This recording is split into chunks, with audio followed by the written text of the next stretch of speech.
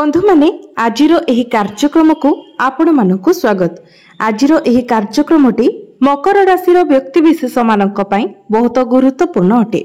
कारण मकर राशि व्यक्ति विशेष मानकर जीवन एही पवित्र दशहरा परठारु संपूर्ण भाबरे बदलिबाको जाउछि। आपणक जीवन रे एक बड़ मोड़ आसीबाको जाउछि। तो आपणक जीवन रे कोन सब परिवर्तन हेबाको जाउछि से विषय रे जानिबा पई आपण माने भिडियोटी को स्किप न करी शेष पर्यंत निश्चय देखंतु एवं भिडियोटी को लाइक करी चैनल टी को सब्सक्राइब करी दियंतु। कमेंट बॉक्स रे भक्ति एवं श्रद्धार सहित जय मां दुर्गा निश्चय लिखंतु। तो बंधु माने आसंतु आरंभ करिबा आजिरो एही कार्यक्रम को जहा आपणकर जन्म राशि तथा चंद्र राशि उपरे आधारित अटे। तेबे राशि चक्रर 12 गोटी राशि मध्यरु दशम राशि हेउची मकर राशि एवं मकर राशि राशिधिपति हेउछंती शनि। तो बंधु माने शनि आपणक कुंडलीर तृतीय भावरे गोचर करूछंती। तो बंधु माने वर्तमान शनि बक्री अवस्थारे अछंती। तो बंधु माने जे पर्यंत शनि आपणक कुंडली रे बक्री अवस्थारे रहिबे आपणकर इम्यूनिटी सिस्टम टिके डाउन होई पारे।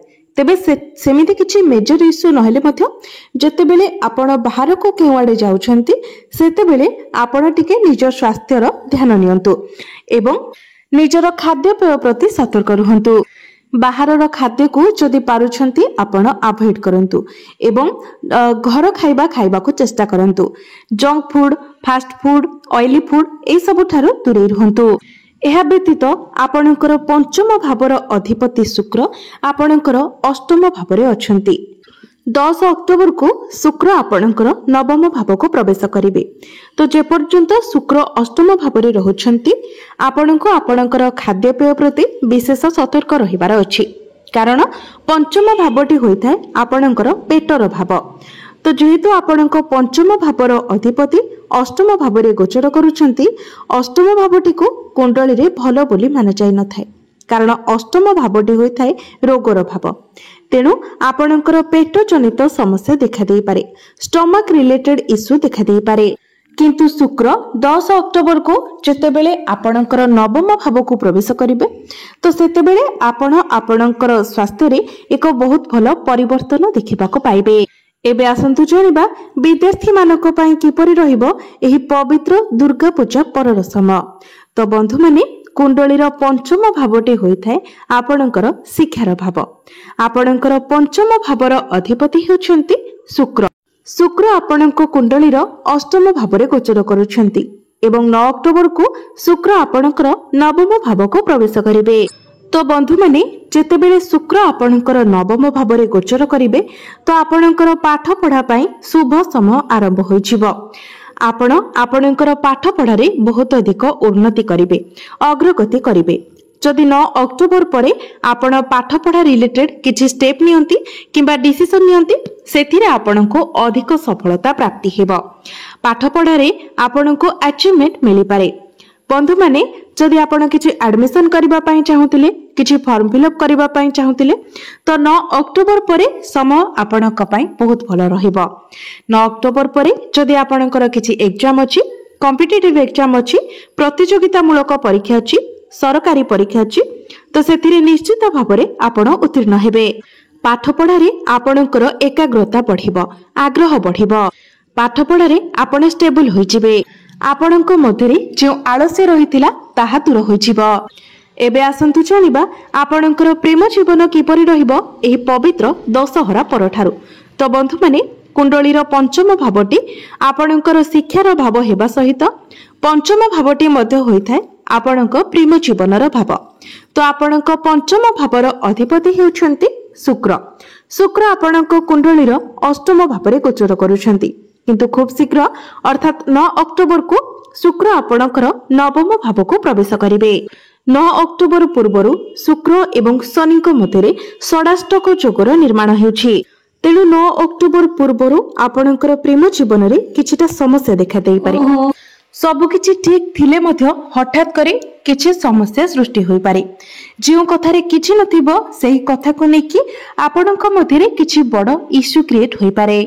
बिना किछि कारण रे आपणक मध्यरे लड़ाई झगड़ा होई पारे, जुक्ति तर्क होई पारे। तेबे आपण निजर बाणी उपरे जेते पारिबे नियंत्रण रखिबाकू चेष्टा करंतु, कारण आपणकर बाणी द्वारा ही किछि समस्या सृष्टि होई पारे। तो आपण आपणकर बाणी उपरे अधिक ध्यान रखिबाकू चेष्टा करंतु, निज भितरे धैर्य रक्षा करंतु। ओवर एक्साइटमेंट जिनिस उपरे आपण जेते पारिबे कंट्रोल करंतु। किंतु 9 अक्टोबर परे शुक्र जेतेबेले आपणकर नवम भावको प्रवेश करिवे, शुक्रंकर दृष्टि जेतेबेले शनिक उपरे रहिबो एवं शनिकर दृष्टि शुक्रंक उपरे रहिबो, सेतेबेले आपण दुई जण निजर भूल को बुझी पारिबे। तेणु 9 अक्टोबर परे आपणक मध्यरे पूर्वरु जहा भी किछि समस्या लागि रहितिला से सब दूर होइजिबो। आपणक मध्यरे जहा भी किछि मनांतर मतांतर थिला, जहा भी किछि प्रॉब्लम थिला से सब किछि दूर होइजिबो। आपणक मध्यरे अंडरस्टैंडिंग भलो रहिबो, ताळमेळ भलो रहिबो। आपण परस्पर को भलो भाबरे बुझी पारिबे। एबे आसंतु जानिबा आपणकर वैवाहिक जीवन किपरि रहिबो एही पवित्र दशहरा ठारू। तो बंधु माने कुंडलीर सप्तम भावटी होइथाय आपणकर वैवाहिक जीवनर भाव, आपणक जीवन साथीर भाव। आपणक सप्तम भावर अधिपति हेउछंती चंद्रमा, जे कि प्रति 2 दिन रे निजर राशि परिवर्तन करिथांती। तेबे 19 अक्टोबर को गुरु आपणकर सप्तम भाव को प्रवेश करिवे। दीर्घ 12 वर्ष परे गुरु आपणकर सप्तम भावरे गोचर करिबाको जाउछंती। तेबे जो माने अविवाहित अछंती सेमानक पई शुभ समय आसीबाको जाउची। जेमिति ही गुरु आपणकर सप्तम भावरे प्रवेश करिवे तो आपणकर विवाह जोग खोली जिवो। तो जो माने विवाह बयस होई जाइथिले मध्य विवाह करि पारु नथिले सेमानक पई घर को प्रस्ताव आसीबो एवं आपणकर विवाह मध्य स्थिर होई जिवो। एहा सहित जेतेबेले गुरु आपणकर सप्तम भाव को आसीबे तो पूर्वरु आपणकर वैवाहिक जीवन रे जहा भी किछि समस्या लागि रहितिला से सब दूर होई जिवो। आपणक मध्यरे जो वैचारिक मतभेद थिला, जो मनांतर मतांतर चलिथिला, जो जुक्ति तर्क लागि रहुतिला से सब दूर होई जिवो। आपणक मध्यरे अंडरस्टैंडिंग बढ़िबो, आपणक मध्यरे ताळमेळ बहुत भलो रहिबो। आपणक लाइफ पार्टनर कर कैरियर रे पर्सनल एवं प्रोफेशनल लाइफ रे एक बहुत भलो परिवर्तन आसीबो। जदि आपण दुई जण मिसी किछि बड़ प्लानिंग करूथिले तो सेथिरे आपणको सफलता मिलिबो। आपण दुई जण जदि फैमिली प्लानिंग करबाकू चाहउचंती तो सेथि पय मध्य समय बहुत भलो रहिबो। एबे आसंतु जानिबा सबुठारु महत्वपूर्ण विषय वस्तु आपणकर भाग्य, कैरियर एवं व्यापार वाणिज्यर स्थिति किपरि रहिबो एही पवित्र दशहरा ठारू। तो बंधु माने कुंडलीर नवम भाव होइथाय आपणकर भाग्यर भाव। आपणकर नवम भावर अधिपति हेउछंती बुध। बुध आपणक कुंडलीर नवम भावरे ही गोचर करूछंती। बुधଙ୍କ सहित सूर्य मध्य आपणकर नवम भावरे गोचर करूछंती, जहा फଳରେ आपणकर नवम भावरे बुधादित्य राजयोगर निर्माण हेउची। किंतु 3 अक्टोबर को बुध आपणकर दशम भाव को केंद्र को गोचर करिवे। बुध जेतेबेले आपणकर केंद्र को गोचर करिवे तो केंद्र त्रिकोण राजयोगर निर्माण हेबो। तो आपणकर नवम भावरे बुधंकर स्थिति भलो रहउची, दशम भावरे मध्य बुधंकर स्थिति बहुत भलो रहिबो। तो एही दशहरा परे आपणको आपणक भाग्यर संपूर्ण रूप रे साथ मिलिबाको जाउची। तेणु भाग्य संबंधित आपण जहा भी किछि डिसिजन नेबाको चाहुचंती ताहा आपण नै पारिबे।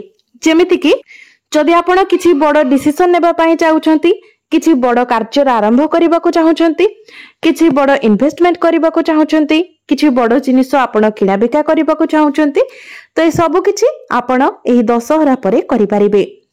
आपणको जदि आपण किछि पुंजी निवेश करिथिले तो सेथिरे आपणको बड़ धन लाभ होई पारे। आपण जदि एही समय कोनोसी शेयर मार्केट, स्टॉक मार्केट किबा ट्रेडिंग रे इन्वेस्टमेंट करंती तो सेथिरे मध्य आपणको लाभ प्राप्ति हेबो। एही दशहरा परे आपण कोनोसी भूमि, जमी, प्रॉपर्टी इत्यादि किनि पारंती, नूतन गृह निर्माण करि पारंती, नूतन जानवाहन इत्यादि किणा किणी करि पारंती। एही दशहरा परे आपण कोनोसी शुभ मांगलिक कार्यर आयोजन करि पारंती। कैरियर कथा जदि कहिबा तो आपणक दशम भावटी होइथाय कैरियर भाव। आपणकर दशम भावर अधिपति हेउछंती शुक्र। शुक्र आपणक कुंडलीर अष्टम भावरे गोचर करूछंती, किंतु 9 अक्टोबर को शुक्र आपणकर नवम भाव को प्रवेश करिवे।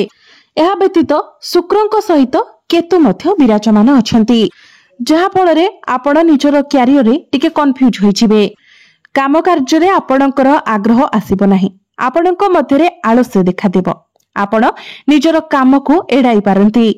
किंतु 9 अक्टोबर को जेतेबेले शुक्र आपणकर नवम भावरे आपणकर भाग्य भावरे प्रवेश करिवे तो पूर्वरु आपणकर क्यारियर रे जहा भी किछि प्रॉब्लम्स रहितिला से सब दूर होइजिबो, काम कार्य रे आपणकर आग्रह बढ़िबो। तेबे 9 अक्टोबर पूर्वरु आपण चेष्टा करंतु तरबरिया न हेबा पाई।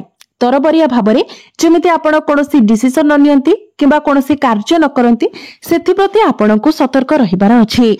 बिजनेस कथा जदि कहिबा तो बिजनेस को नेकी एही दशहरा परर समय आपणक पई बहुत भल रहिबो, कारण बुधंकर स्थिति बहुत भल रहिछि। शुक्र मध्य आपणकर नवम भाव को चली आसीबे, मंगल मध्य आपणकर केंद्र रे गोचर करूछंती, सूर्य मध्य आपणकर केंद्र को आसीजिबे। तो बिजनेस को नहीं दशहरा पर ठारू आपणक पई समय बहुत भल रहिबो। आपण आपणकर बिजनेस रे ग्रोथ देखिबा को पाइबे, आपणकर फाइनेंशियल ग्रोथ हेबो, आपणकर डेली इनकम बढ़िबो। एबे आसंतु जानिबा किछि उपाय विषय जे उपाय गुड़िक करिबा द्वारा आपणको अधिक मात्रा रे शुभ फल प्राप्ति हेबो एवं जहा किछि अशुभता रहुछि से गुड़िक मध्य दूर होइजिबो। तो सर्वप्रथमे आपण निजर राशि अधिपति शनिकर बीज मंत्र प्रत्येक दिन 108 थर जप करंतु।